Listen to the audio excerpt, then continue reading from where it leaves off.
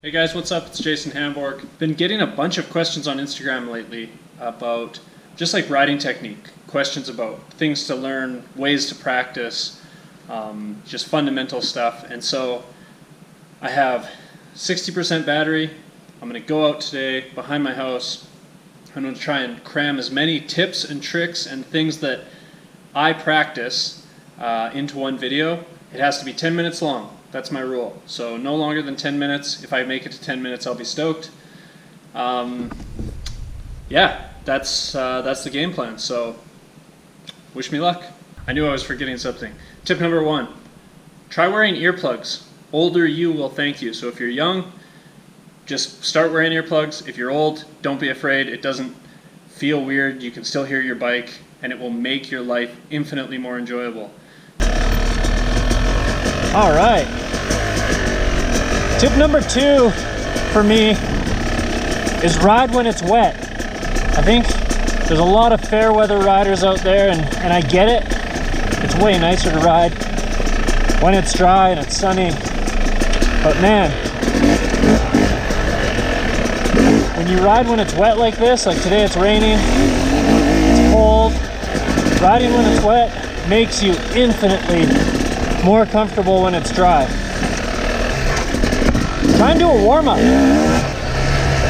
It's like, if you watch any athlete, their warm-up routine is a huge part of what they do, right?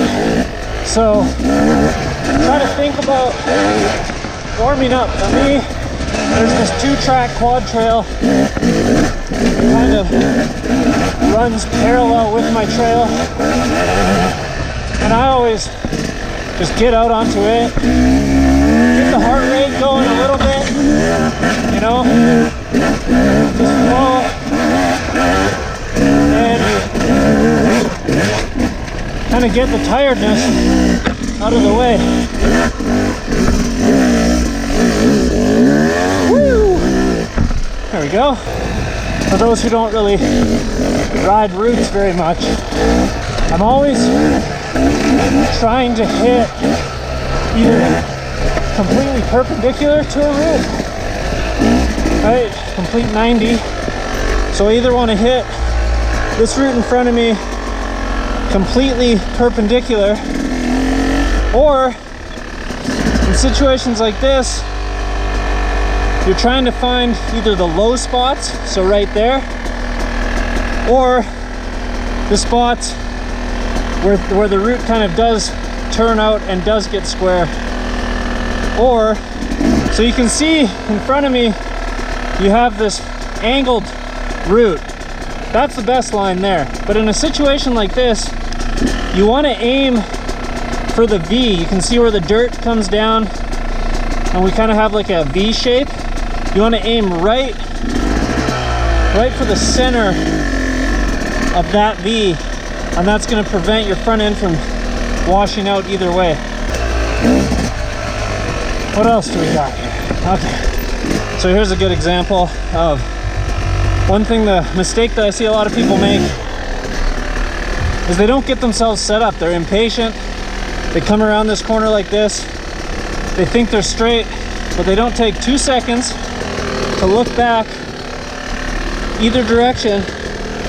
And you can see my rear tire is actually a little bit kind of on like a side hill, and when I go to go, my rear tire is going to shit out like that.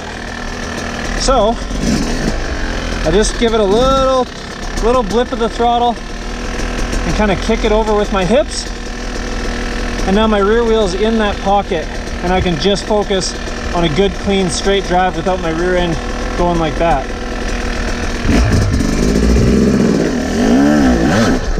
There you go, just like that.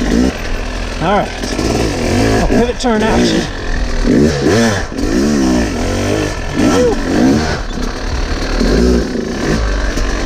Right here is a really good example. The big thing to think about with pivot turns isn't necessarily where you want to pivot at, but it's where does your rear wheel need to end the movement, right?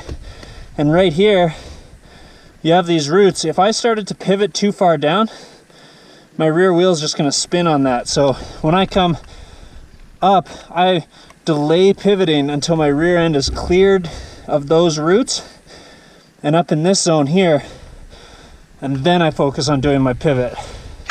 Almost always just boils down to, where do I want my rear wheel to line up, and what do I need to do to make it end up there. Good, good, good. Feet on the pegs. Keeping my weight down. Woo! Nice little side hill. Stand up when you're doing a side hill. I always see people sit down. That's terrifying. To fall over that sucks. So stand up. Keep your hips up near your handlebars. And it's fine to walk along the side hill if you're more comfortable with that, but you have way more control standing than you do sitting. So quit sitting on side hills. So that's kind of my typical warm-up. Sometimes if I'm with other people, sometimes we'll stop, kind of shake the arms out, warm yourself up, then take a break and allow your kind of body to catch up. Allow that arm pump to come in and then leave, and typically once it's gone for good. Try riding a gear higher than you normally would. Even in this tight stuff, and a lot of it, I'm in second. Just reduces wheel spin, kind of settles my bike down a little bit. Whoop!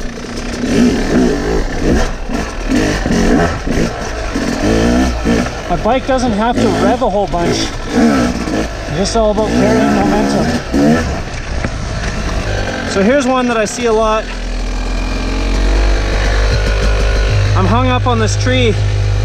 I don't need to hold it wide open. I can literally, I just find that engagement point, and I have my feet, both my feet are on the log, and I just push just where I'm hitting that engagement point, and I come off the other side. You're gonna say, well, that looked too easy. It's obviously you weren't hung up. Seriously, try it next time. It works like a hot damn. You don't need to spin your rear tire. Big thing to focus on here, you want to generate all your speed and wheel spin before the obstacle, and pretty much not at all be on the gas over this obstacle, because it's so slippery that your back end's just going to want to slide out. Let's give it a go.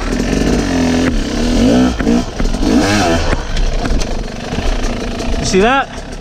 All the energy into the flywheel and no gas over the obstacle. Is all momentum, and it allowed my rear wheel to not spin on that super slippery no bark tree.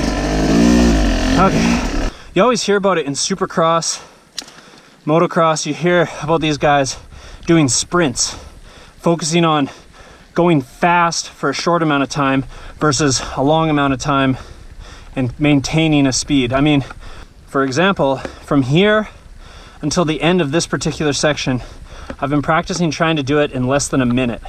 Split up the style of riding you're doing, because if you can lock in this idea of doing a sprint, that's going to translate over to those times when you're just doing a full longer ride. That comfortability with going a little bit faster is going to transfer over. At least that's my theory that I'm sticking to. So a minute as soon as the bike starts. Ready? Go. Oh, for funk skunks, I'm not in gear. Okay, in gear. Here we go.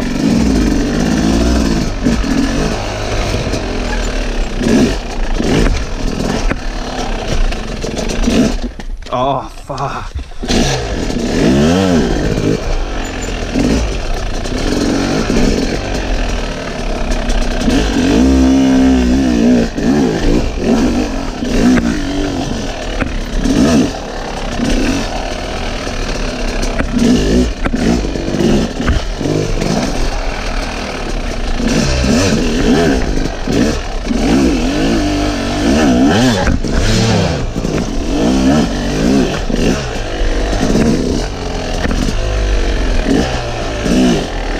So slippery.